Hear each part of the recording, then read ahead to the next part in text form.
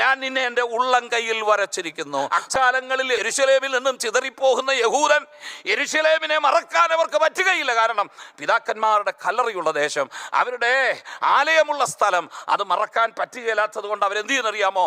വലങ്കയിൽ മായാത്ത മഷി കൊണ്ട് യെരൂശലേമിൻ്റെ ചിത്രം വരച്ചു വെച്ചിരിക്കും. നിങ്ങൾ നല്ലൊരു ഡിക്ഷണറി എടുത്ത് നോക്കിയാൽ യെരൂശലേം പട്ടണത്തിൻ്റെ ചിത്രം അതിനകത്ത് വരച്ചു വെച്ചിട്ടുണ്ട്, മതിലോട് കൂടിയ ചിത്രം.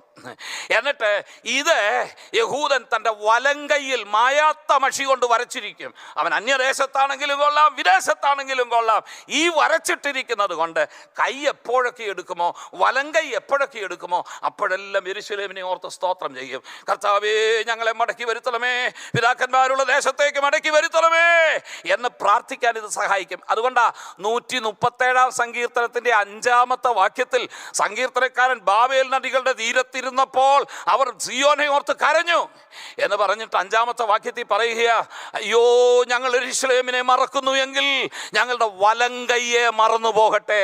അതിൻ്റെ അർത്ഥം എന്താണെന്നറിയാമോ? വലങ്കയിൽ യെരൂശലേമിൻ്റെ ചിത്രം വരച്ചു വെച്ചിട്ടുണ്ട്, അത് മറക്കുകയാണെങ്കിൽ ഞങ്ങൾ വലങ്കയ്യെയാ മറക്കേണ്ടത്, യെരൂശലേമിനെ അല്ല. അപ്പോൾ യെരൂശലേമിനെ ഉള്ളംകൈയിൽ വരച്ചു വെച്ചിട്ടുണ്ട് യഹൂദൻ. ആ യഹൂദനോടാ അവരെ അന്യദേശത്ത് നിന്ന് മടങ്ങി വരുമ്പോഴത്തേക്ക് പറയുന്നത്, നിന്നെ ഞാൻ എൻ്റെ ഉള്ളംകൈയിൽ വരച്ചിട്ടുണ്ടെന്ന്. അർത്ഥം എന്താണെന്നറിയാമോ? കുഞ്ഞേ, ഇന്ന് പകൽ ദൈവം നിന്നെ എങ്ങനെ സ്നേഹിക്കുന്നു, ദൈവത്തിന് നിന്നെ മറക്കാൻ കഴിയുകയില്ല. കാരണം എന്താണെന്നറിയാമോ? അവിടുത്തെ ഉള്ളംകൈയിൽ നിന്നെ വരച്ചു വെച്ചിരിക്കുകയാണ്.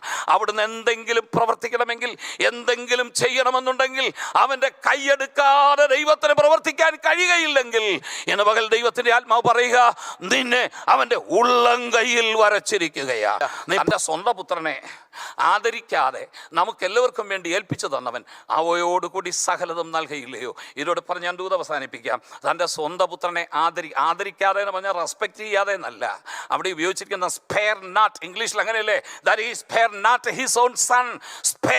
സ്പെയർ എന്ന് പറഞ്ഞാൽ പിടിച്ചു വെക്കുക, കരുതി വയ്ക്കുക, സൂക്ഷിച്ചു വയ്ക്കുക, വിനിയോഗിക്കാതിരിക്കുക. നിങ്ങൾ വീട്ടിൽ ചെന്ന് ഡിക്ഷണറി എടുത്ത് നോക്കുക.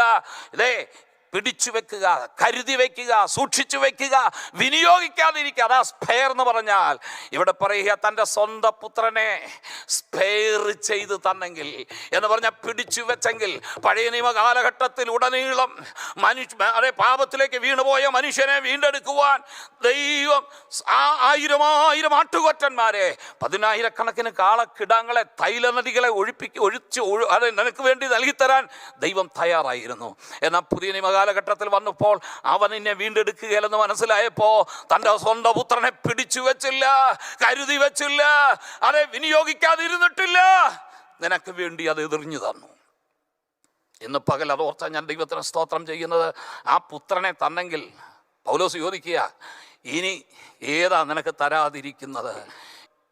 ഈ സ്നേഹമോർത്ത ദൈവത്തിന് സ്തോത്രം ചെയ്യുകയും ഈ സ്നേഹത്തോട് ഒരു പ്രതികരണം നടത്തിയിട്ട് എഴുന്നേറ്റ് പോകാവൂ.